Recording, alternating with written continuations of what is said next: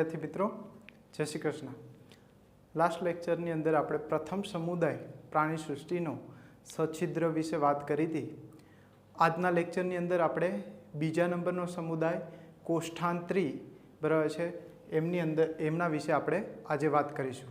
તો આ કોષ્ઠાંતરી સમુદાય બરાબર છે સામાન્ય રીતના એને સિલેન્ટેટ્રા અથવા નિડારિયા તરીકે ઓળખવામાં આવે છે। તો સામાન્ય રીતના શું કામે આને નિડારિયા દંશકો ખાસ કરીને દંશકો પણ કહેવામાં આવે છે।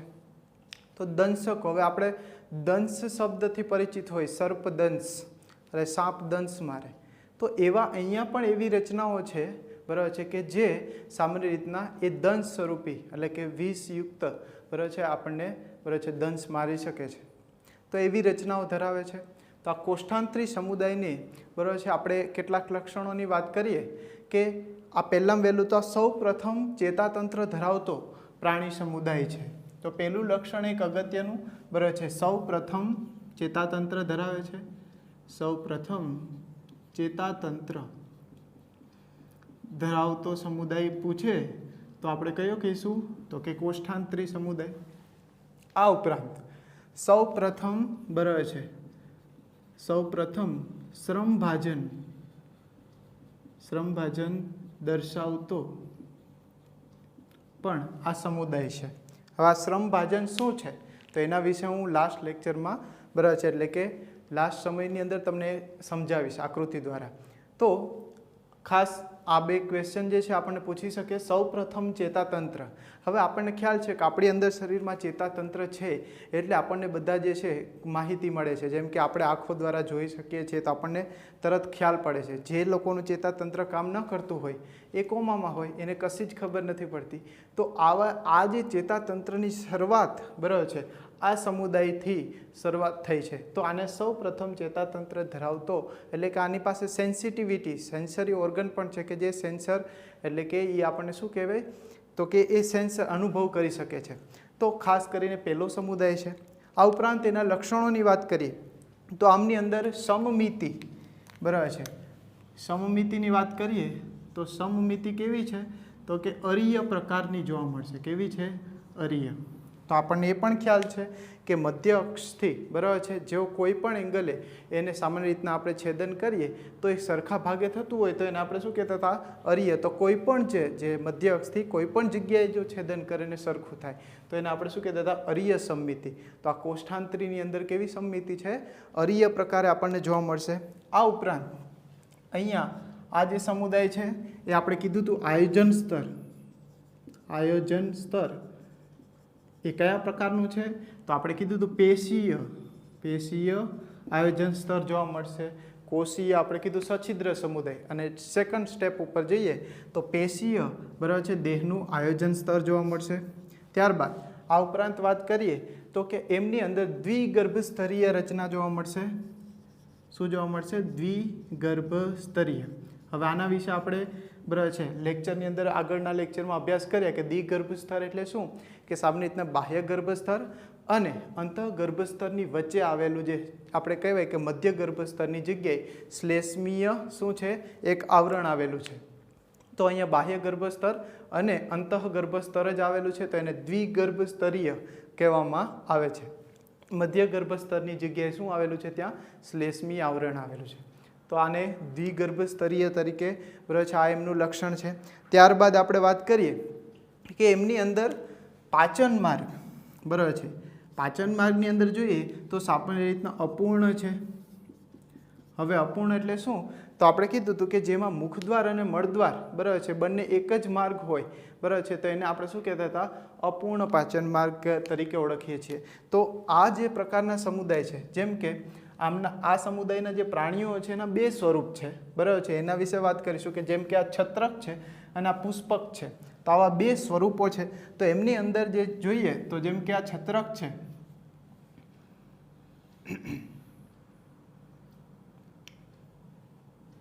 તો એમની અંદર પણ આવું શું છે મુખદ્વાર અને મળદ્વાર બંને એક જ ભાગ છે તો જેને અધોમુખ તરીકે ઓળખવામાં આવે છે। આને શું કહેવાય છે અધોમુખ અથવા હાઇપોસ્ટોમ તરીકે પણ ઓળખીએ છીએ। અધોમુખ તરીકે ઓળખે છે જે મુખદ્વાર અને મળદ્વારનું બંનેનું કાર્ય કહેવાય છે।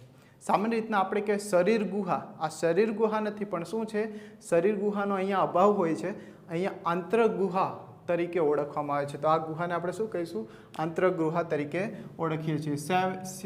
સેમ વે અહીંયા પણ બરાબર છે આપણે જોઈએ કે એનું જે આ સ્વરૂપ પણ છે પુષ્પક સ્વરૂપે, બરાબર છે, એ પણ આવી રીતના બરાબર છે આંતરગુહા ધરાવે છે. તો આવી જે છે અહીં આ જે ભાગ છે એ પણ શું કરશે, મુખદ્વાર અને જેમ કે અહીંથી ખોરાક ગ્રહણ કરી એ ત્યાંથી જ શું છે તો બહાર કાઢશે. એટલે મુખદ્વાર અને મળદ્વાર બંને એક જ ભાગ જે અધોમુખ દ્વારા સામાન્ય રીતના આપણને જોવા મળતો હોય છે. ત્યારબાદ બરાબર છે એના લક્ષણોની અંદર આગળ જોઈએ તો અહીંયા વિકાસ છે એ કેવો થાય છે તો કે પરોક્ષ છે. વિકાસ કેવો છે, પરોક્ષ છે. પરોક્ષ વિકાસ હોય તો આપણે કીધું ડિંભીય અવસ્થા જોવા મળશે. ડિંભીય અવસ્થા તો અહીંયા બે પ્રકારના ડિંબ જોવા મળશે, બરાબર છે. એક તો પ્લેનુલા ડિંબ છે, બરાબર છે, ખાસ કરીને પ્લેનુલા. કયા પ્રકારના ડિંબ એ પણ બરાબર છે એમસીક્યુમાં પૂછી શકે. પ્લેનુલા ડિંબ છે અને બરાબર છે બીજું છે ઈ ફાયરા, બરાબર છે, ઈ ફાયરા ડિંબ, બરાબર છે. આ બે પ્રકારે સામાન્ય રીતના ડિંભીય અવસ્થા જોવા મળે છે. એટલે આપણે કહી શકીએ કે વિકાસ કેવો છે તો કે પરોક્ષ પ્રકારે જોવા મળે છે.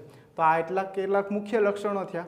પહેલું શું કીધું આપણે, સૌ પ્રથમ ચેતાતંત્ર ધરાવે છે, પછી કીધું સૌ પ્રથમ શ્રમભાજન દર્શાવતી રચના છે, સમમિતિ કઈ છે તો કે અરીય પ્રકારની, બરાબર છે, આયોજન સ્તર તો કે પેશીય છે, દ્વિગર્ભ સ્તરીય રચના, અપૂર્ણ પાચન માર્ગ છે એટલે કે મુખદ્વાર અને મળદ્વાર સામાન્ય રીતના એક છે. એટલે અહીંયા યાદ રાખીશું અધોમુખ શબ્દ ખાસ યાદ રાખજો, અધોમુખની રચના આવેલી છે. આ ઉપરાંત વિકાસ છે કેવો છે, પરોક્ષ, એટલે કે વચ્ચે ડિંભીય અવસ્થા આપણને જોવા મળે છે. હવે આમના બે સ્વરૂપોની વાત કરીએ, બરાબર છે. આ લક્ષણો ખાસ બરાબર છે આપણે યાદ રાખીશું. હવે આ જે પ્રાણીઓ છે એમની અંદર બે સ્વરૂપો જોવા મળશે, બરાબર છે. એને આપણે તફાવત સ્વરૂપે નિર્દિષ્ટ કરીએ તો કે એક છે પુષ્પક અને બીજું છે છત્રક, બરાબર છે. તો સામાન્ય રીતના આને પોલિપ અને આને કહેવાય મેડ્યુસા તરીકે ઓળખવામાં આવે છે. તો આ બંને સ્વરૂપો સામાન્ય રીતના એ એકબીજાને એના જીવનચક્રમાં એકાંતર જનન દર્શાવે છે. સામાન્ય રીતના એના તફાવત સ્વરૂપે જોઈએ તો પુષ્પક છે એ મોટા ભાગે કેવા છે તો કે સ્થાયી છે, એટલે કે એક જ જગ્યાએ તમને બરાબર છે જોવા મળશે. જ્યારે છત્રક છે એ કેવા છે, મુક્ત તરતા છે. આ સ્વરૂપો જે છે એ કેવા છે, મુક્ત અને તરતા. સામાન્ય રીતના પુષ્પક છે એની જે વાત કરીએ તો પુષ્પક છે એ ગોનાડ્સ ધરાવતા નથી, ગોનાડ્સ ધરાવતા નથી. જ્યારે આ ગોનાડ્સ ધરાવે છે, એટલે કે જે સામાન્ય રીતના આપણે કહેવાય ઓવરી અને ટેસ્ટિસ, બરાબર છે, જે આપણે કહીએ શુક્રપિંડ અંડપિંડ જેવી રચનાઓ, બરાબર છે, એ સામાન્ય રીતના જે જન્યુઓ ઉત્પન્ન કરતી રચનાઓ એ સામાન્ય રીતના પુષ્પક જે છે એ ધરાવતા નથી. મેડ્યુસા એટલે કે છત્રક સ્વરૂપો છે એ સામાન્ય રીતના ગોનાડ્સ ધરાવે છે જે જન્યુઓ ઉત્પન્ન કરે છે. હવે આ જે છે ગોનાડ્સ ધરાવતા નથી, માટે એ પ્રજનન જે કરશે એ અલિંગી પ્રકારે કરશે. કયા પ્રકારે? અલિંગી, એટલે કે અવખંડન દ્વારા, બરાબર છે, એની વૃદ્ધિ કરે છે. જ્યારે અહીંયા આપણે કીધું કે ગોનાડ્સ ધરાવે છે, બરાબર છે, એટલે સામાન્ય રીતના શું કરશે તો કે જન્યુઓ મુક્ત કરશે અને જન્યુનો દ્વારા ફલન થશે. તો અહીંયા લિંગી પ્રજનન થશે, લિંગી પ્રજનન દ્વારા, બરાબર છે, કરે છે. તો અહીંયા સામાન્ય રીતના આ બંને સ્વરૂપો એકાંતર જનન દર્શાવે છે, ક્યારેક પુષ્પક અને ક્યારેક, બરાબર છે, આપણે કહેવાય છત્રક સ્વરૂપે જોવા મળશે. તો અહીંયા આપણે કહીશું આ છત્રી આકારનો છે, છત્રક એટલે કે છત્રી આકારના, બરાબર છે, સ્વરૂપો છે. જેમ કે આ તમે વાદળી જે છે, જે છે જેલીફિશ છે, બરાબર છે, ઓરેલિયા જેને કહેવાય, એ તમે જુઓ છત્રક સ્વરૂપે છે, બરાબર છે. જ્યારે આ સમુદ્ર ફૂલ છે એડેમ્સિયા, જે તમને પુષ્પક સ્વરૂપે જોવા મળશે, તો આને આપણે કહીએ છીએ, બરાબર છે, શું કીધું તો કે જેલીફિશ, જેને આપણે ઓરેલિયા તરીકે ઓળખીએ. જ્યારે સમુદ્ર ફૂલ, જેને આપણે એડેમ્સિયા તરીકે ઓળખીએ છીએ, બરાબર છે. તો આ એની બે સ્વરૂપોની વાત કરી કે બંને સ્વરૂપો ખાસ, બરાબર છે, આ ડિફરન્સ યાદ રાખશું આપણે. પુષ્પક અને છત્રક બંને સ્વરૂપે, બરાબર છે, એના જોવા મળતા હોય છે.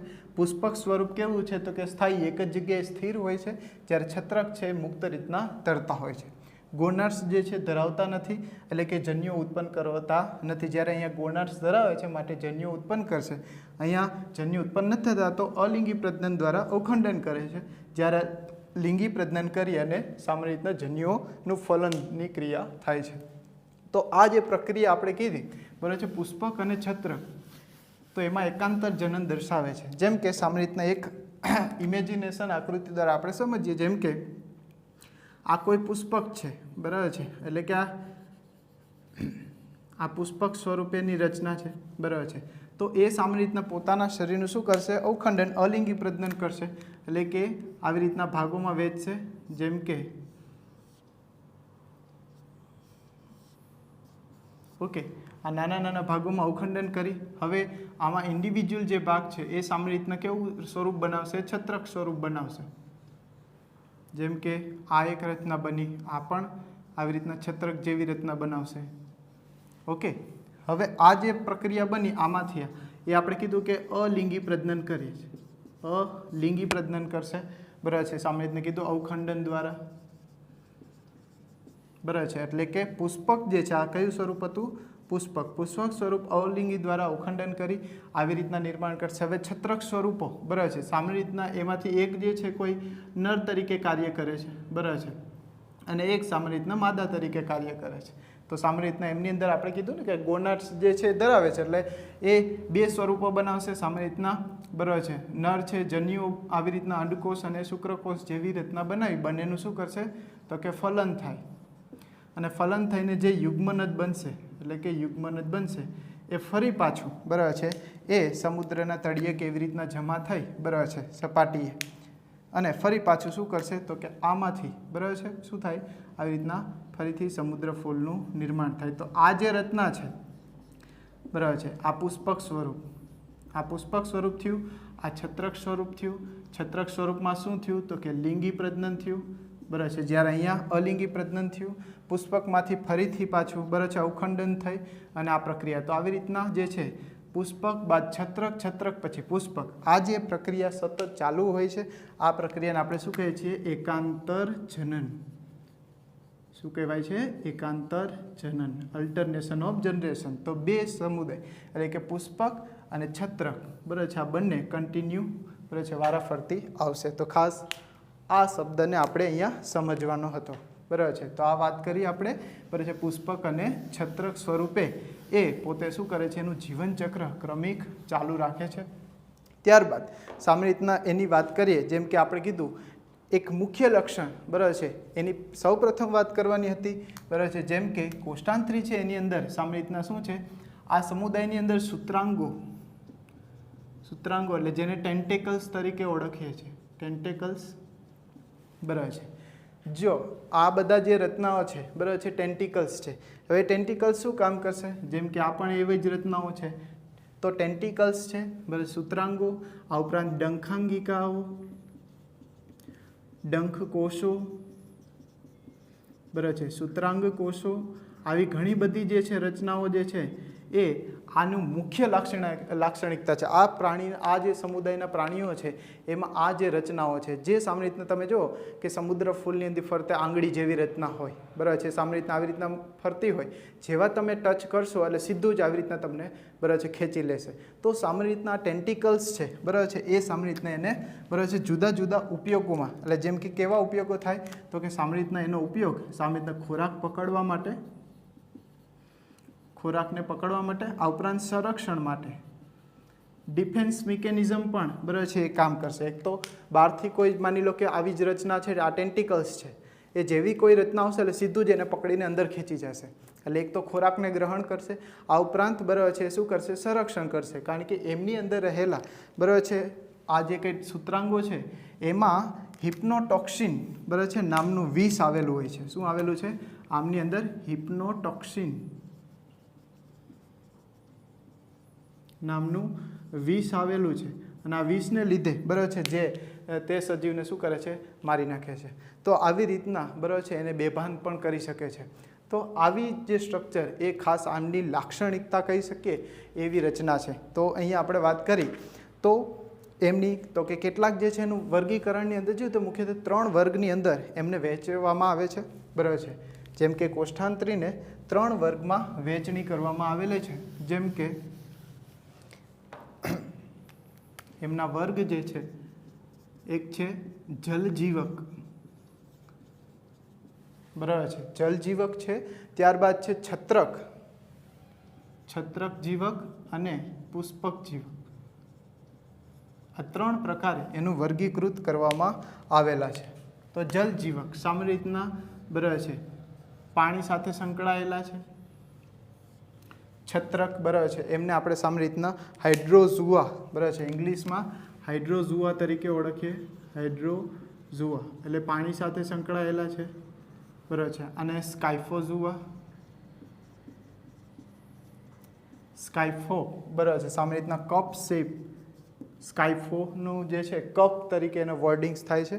આ ઉપરાંત જે છે એન્થોઝુઆ, આને શું કહેવાય છે, એન્થોઝુઆ એટલે કે સામાન્ય રીતના જુઆ એટલે એનિમલ્સ એટલે કે એન્થો એટલે ફ્લાવર. તો ફ્લાવર્સ એટલે કે પુષ્પ સ્વરૂપે જે એનિમલ્સ તમને જોવા મળે તો સામાન્ય રીતના અહીંયા આપણે કહીએ સ્કાઇફોઝુઆ કપ શેપ છે તો એમની અંદર જેલીફિશ છે બરાબર છે જેને આપણે ઓરેલિયા તરીકે ઓળખીએ છીએ. આ ઉપરાંત રાઇઝોસ્ટોમા, જેલીફિશ ઓરેલિયા અને રાઇઝોસ્ટોમા આ બંને આમની અંદર સમાવેશિત થાય છે બરાબર છે. સ્કાઇફોઝુઆની અંદર, પુષ્પકની અંદર આપણે કીધું સમુદ્ર ફૂલ જે છે. આ ઉપરાંત પેલું સમુદ્ર ફૂલ બરાબર છે, પછી ગોર્ગોનિયા બરાબર છે જેને જેમ કે આ ગોર્ગોનિયા છે જેને સી બરાબર છે ફેન તરીકે ઓળખવામાં આવે છે. દરિયાઈ પંખો બરાબર છે, ફેધર્સ પંખા જેવી રચના છે. જેમ ફેન પામની અંદર કેવા પર્ણ જેવી મોટી રચના જોવા મળે તો એવી જ અહીંયા સી ફેન તરીકે એમને ઓળખવામાં આવે છે. તો યાદ રાખશું ગોર્ગોનિયા, સમુદ્ર ફૂલ, ત્યારબાદ પેનિચ્યુલા સામાન્ય રીતના સી ફેધર તરીકે, ફેધર એટલે પીછું, તો પીછા જેવી રચના બરાબર છે. આ છે પેનિચ્યુલા બરાબર છે. એ પણ સામાન્ય રીતના બરાબર છે આમની અંદર પુષ્પક જીવકની અંદર આવશે.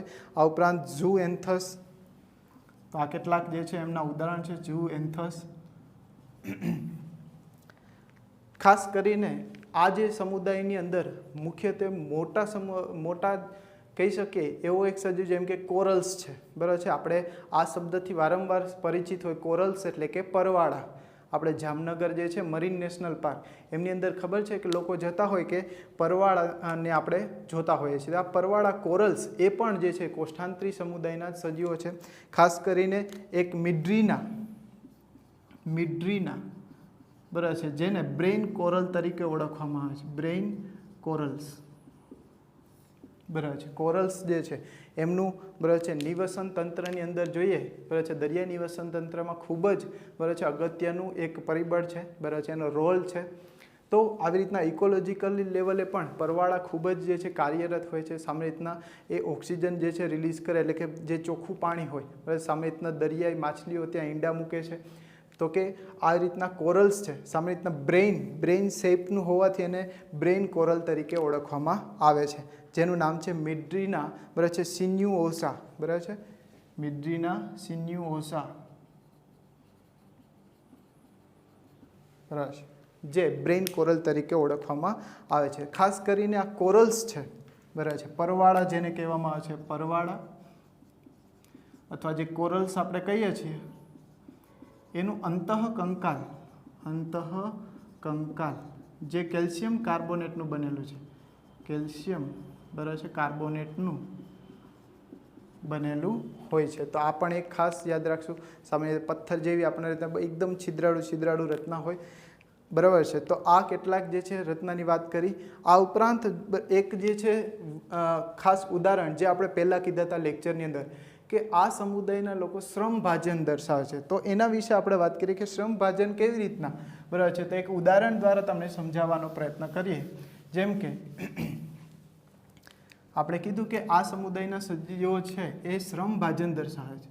શ્રમભાજન આ શબ્દ જેને આપણે વર્ક ડિસ્ટ્રીબ્યુશન તરીકે ઓળખીએ છીએ. શ્રમભાજન એટલે કે વર્ક ડિસ્ટ્રીબ્યુશન. આ પ્રકારના જે સજીવો છે, જેમ આપણું શરીર છે એ જુદા જુદા કાર્ય માટે જે છે જુદા જુદા ઓર્ગન્સને, જેમ કે જોવા માટે આંખ છે, બરાબર છે, આપણા હાલવા ચાલવા માટે, કોઈ વસ્તુ ઉપાડવા માટે હાથ પગનો આપણે જે ઉપયોગ કરીએ છીએ, તો દરેક આપણું શરીર મેનેજમેન્ટ પોતે જ કરે છે. બરાબર છે કે દરેક કાર્ય માટે સ્પેસિફિક ઓર્ગનને બરાબર છે એ વિભાજન પાડેલા છે. તો આવું સૌ પ્રથમ જો કોઈ પ્રાણીમાં જોવા મળતું હોય તો આ સમુદાયની અંદર જોવા મળે છે, જેને વર્ક ડિસ્ટ્રીબ્યુશન એને લગતા એમાં ઓર્ગન પણ આવેલા છે. જેમ કે એનું ઉદાહરણ છે ફાઇસેલિયા. ફાઇસેલિયા આ ફાઇસેલિયા દ્વારા આપણે ઓળખી શકીએ. જેમ કે આ જે છે ફાઇસેલિયાની આકૃતિ છે. ફાઇસેલિયાને સામાન્ય રીતના ફિરંગી મનવાર તરીકે ઓળખીએ છીએ. શું ઓળખાય? ફિરંગી મનવાર તરીકે પણ આને ઓળખવામાં આવે છે. આ ઉપરાંત પોર્ટુગીઝ મેન ઓફ વાર તરીકે આમને ઓળખવામાં આવે છે. આ એના સ્પેસિફિક નામ છે. તો આમની અંદર બરાબર છે કેટલાક જે છે કોષો છે ડિફરન્ટ ટાઈપના, બરાબર છે, જોઇન્ટ્સ જે રચનાઓ છે એ સામાન્ય રીતના જુદા જુદા કાર્યો માટે સંકળાયેલું છે. તો એનો વર્ક ડિસ્ટ્રીબ્યુશન છે. જેમ કે આપણે 3 પ્રકારના અહીંયા જે છે રચનાઓ આવેલી છે. જેમ કે આ જે રચના છે એ ગોનોઝોઇટ્સ છે. ગોનોઝોઇટ્સ. હવે આ ગોનોઝોઇટ્સ છે બરાબર છે એ પ્રજનન સાથે સંકળાયેલું છે. પ્રજનન અંગો જે આપણે કીધું ગોનાડ્સની એની રચના સાથે સંકળાયેલી રચના છે. આ ઉપરાંત બીજી રચના છે લાંબા જે છે સૂત્રાંગો છે, જેને ડેક્ટાઇલોઝોઇટ્સ તરીકે ઓળખવામાં આવે છે. જેમ કે આ જે છે ડેક્ટાઇલોઝોઇડ, જે લાંબા સૂત્રાંગો ધરાવે છે. તો આની ઉપરથી ખબર પડશે કે આ લાંબા સૂત્રાંગોનું શું કાર્ય હોય? તો એક ખોરાક પકડ છે, ખોરાકને પકડે છે, પકડવા એટલે કે ખોરાકને ગ્રહણ કરવામાં કાર્ય આપશે, અને સંરક્ષણ માટે સંરક્ષણની સાથે સંકળાયેલું છે. આ ઉપરાંત બરાબર છે એક જે છે ટેન્ટિકલ્સ જે છે કેટલાક ગેસ્ટ્રોઝોઇટ્સ બરાબર છે પણ રહેલા છે. ત્રીજો પ્રકાર છે ગેસ્ટ્રોઝોઇટ્સ. જેમ કે આ રચનાને આપણે કીધું ગેસ્ટ્રોઝોઇટ્સ, જે પાચન તંત્ર સાથે સંકળાયેલા છે, પાચનની ક્રિયા સાથે. તો આવી રીતના બરાબર છે આ જે સમુદાયની અંદર જે સ્પેસિફિક જે આ રચનાઓ છે એ સ્પેસિફિક કાર્યો માટે જે છે સૌ પ્રથમ વિભાજિત કરતી હોય એવી રચનાઓમાં જોવા મળે છે. તો એટલા માટે આ સમુદાય જે છે બરાબર છે એને આપણે શું કીધું છે? સૌ પ્રથમ શ્રમભાજન એટલે કે વર્ક ડિસ્ટ્રીબ્યુશન કરતી બરાબર છે લાક્ષણિકતા આ સમુદાયના પ્રાણીઓમાં જોવા મળશે. તો આ 3 પ્રકારના સેલ છે જે પોતપોતાનું કાર્ય કરે છે. જેમ કે ગોનોઝોઇટ્સ છે પ્રજનન માટે છે, ડેક્ટાઇલોઝોઇડ જે લાંબા સૂત્રો છે એટલે કે ખોરાક ગ્રહણ કરવા માટે હતો તો ડિફેન્સ માટે છે, અને ગેસ્ટ્રોઝોઇટ્સ છે એ પાચનની ક્રિયા માટે જોવા મળશે. તો આ પ્રકારે બરાબર છે કોષ્ઠાંતરી સજીવોની અંદર બરાબર છે આવી વિશિષ્ટ રચનાઓથી ભરપૂર, આવી લાક્ષણિકતાથી ભરપૂર આવા પ્રાણીઓ આમના આ વર્ગની અંદર આપણને જોવા મળે છે. તો આ પ્રકારે બરાબર છે આજના લેક્ચરની અંદર આપણે કોષ્ઠાંતરી વિશે બરાબર છે વિશિષ્ટ માહિતી મેળવી. હવે નેક્સ્ટ લેક્ચરની અંદર આગળના જે સમુદાય વિશે આપણે અભ્યાસ કરીશું. Thank you so much.